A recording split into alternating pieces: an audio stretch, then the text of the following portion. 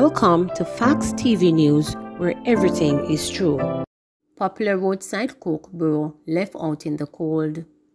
Marvia Lynch, a roadside cook who, up to last week, plied her trade outside the Red Rose Fish Market in downtown Kingston, is one of two persons who feel left out of the reopening of the market on Monday. Lynch, a former fish vendor, popularly known as Burro on the Rose Lane, has been selling cooked food outside the closed fish market building for years, and near to up to 50 fish vendors who were selling in that area up until Sunday.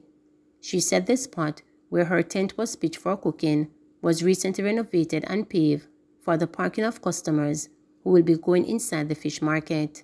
Now, the 60-year-old woman complains that she has nowhere to operate and she fears losing her customers.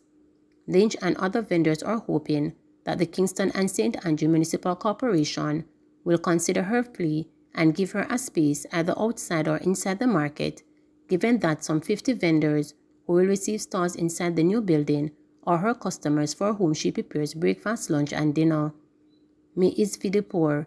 I cook any little thing, fish, tin mackerel and rice, dumpling and all them something there. Anything me catch up on, Lynch reported, following the launch of the renovation Red Rose Fish Market. Lynch would love to have been among the 50 fish vendors chosen to sell inside the new market, but she said that because fish sales were not profitable enough for her years ago, she made a switch to selling cooked food instead. The fish never did a go on. Me did a sell fish for about 10 years or more, from me a little girl coming up. One at the time, me couldn't get no fish, and so it was kinda slow, so me just start do the cooking, and them thing they with the fish people them same way, she said. Although she will be left out of the market, she is happy her fellow fish vendors will be given a new, clean and safe space to operate. I feel good. I only want them keep it clean, like how it stay there now, and make the place fresh. And when the people them come in, them can see the market clean, Lynn said. Other fish vendors are also playing with the KSAMC to give Lynch a spot nearby them to sell. Marva cook and give we and a share good woman. If you go out with $200 and say Marva, and Marva $200 me have, she say uno come with no money, but she nah make you come out without food. She make you eat and your belly full, Michael James, a vendor, reported. Simone Miller, another vendor, reported, Marva are the best chef in the fish market. If we have $100 any money we have, she take it from we and she give we little food. No care how little it is. She cook pork, chicken, fish, everything. Anything she give we take it. The vendors say the self-appointed groundsman and caretaker for the fish market and Rose Lane, Gerald Henry, has also been left out of the benefits from the new market that cost some $43 million. James Miller and other vendors say that Henry has made an effort to beautify the new Rose Market and the lane parallel to it in its own time and at his own expense in the past 5 years. It's more like a volunteer project. I've brought flowers and some of the time the people them steal the flowers, but me still replace them. So the flowers we take from the nursery stage and others we just plant big, Henry stated. Right now, I'm seeking a contract to do landscaping for the government. I have in mind to beautify and plant up flowers right around the island, he added. No link between Red Hills gas station shootings.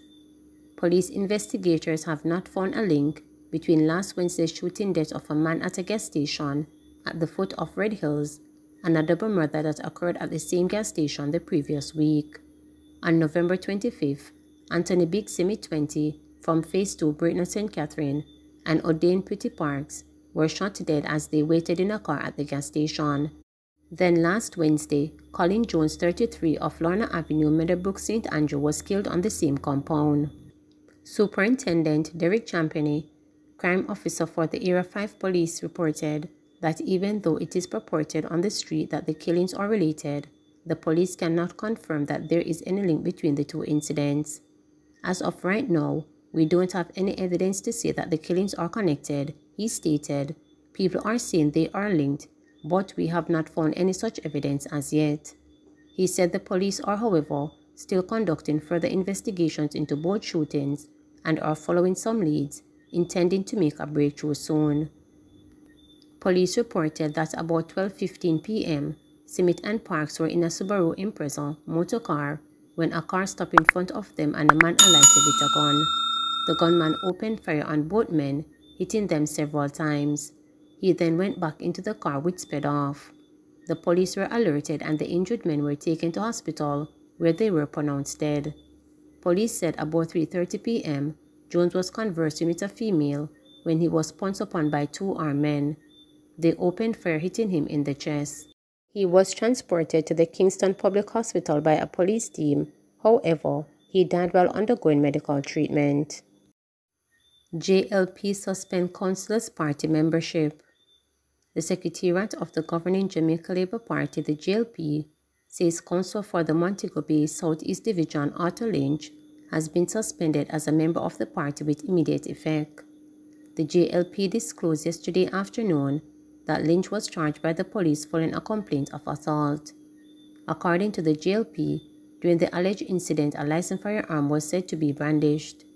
The JLP says its disciplinary committee will probe the matter and report its finding to the Central Executive of the party for further action. Reporters understand that Lynch was charged by the police with illegal possession of firearm. Preliminary reports are that the charges stem from an incident where a female relative of Lynch recently complained that he brandished a licensed firearm at her during an altercation. Lynch is reportedly strongly denying the allegation. Lynch Montego Bay Southeast Division in St. James is otherwise known as Rose Heights. UHWI staffers pampered with spa packages.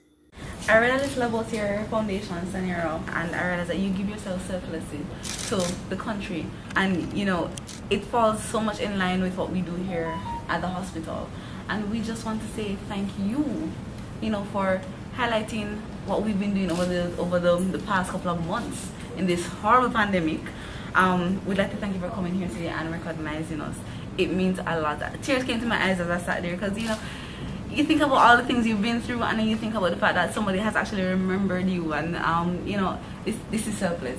This is selfless. We couldn't have expected this, and we just want to say a huge thank you to you. Thank you for your foundation. Thank you all so much for being here. Marina Foundation see it fit to go around and honor 25 nurses today from different institutes, different hospitals today, and that's exactly what we are doing.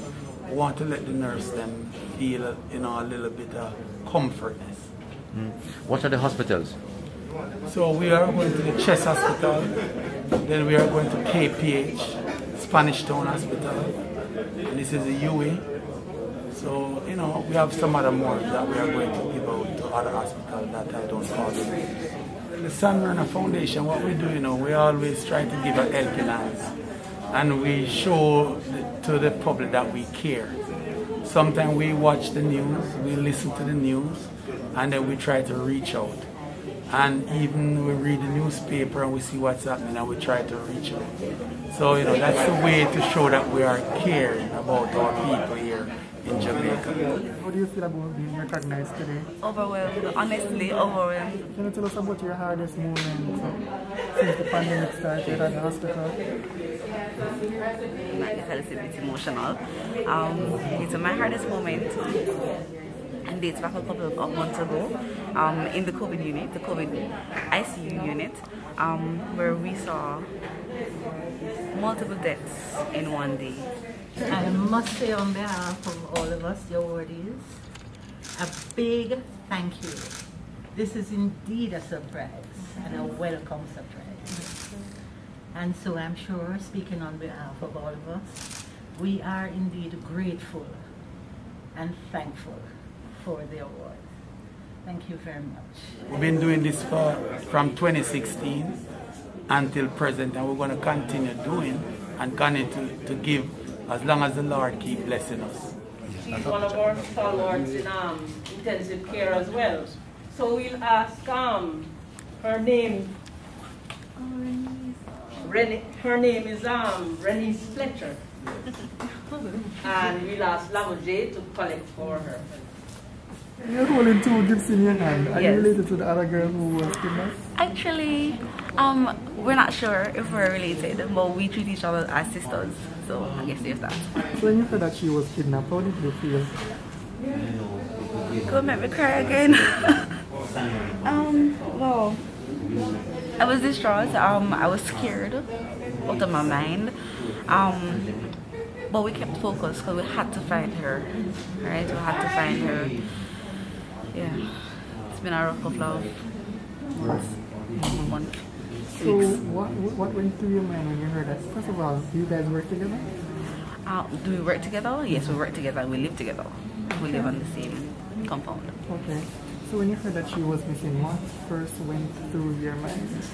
Alright. I was in denial. I said this cannot be true. This cannot be real. Can't be Marinese that's missing. What? No, it must be a joke.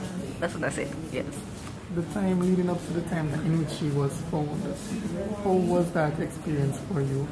Well, it happened quickly. So I remember our fears intensified because at that time we had heard that two of the 3 who were abducted were released and she was not released. So, you know, we wonder what are they doing with her? Where is she? What's going on? So we were very fearful at that time as to, you know, her whereabouts and what would have happened or what could have happened. And then shortly after, her father, who spoke to her father, and he was in tears and he was just like, I just spoke to her, she's at the police station, she's okay. So, you know, it was a roller coaster of emotions, I'd say. Yeah. What was it like at work though?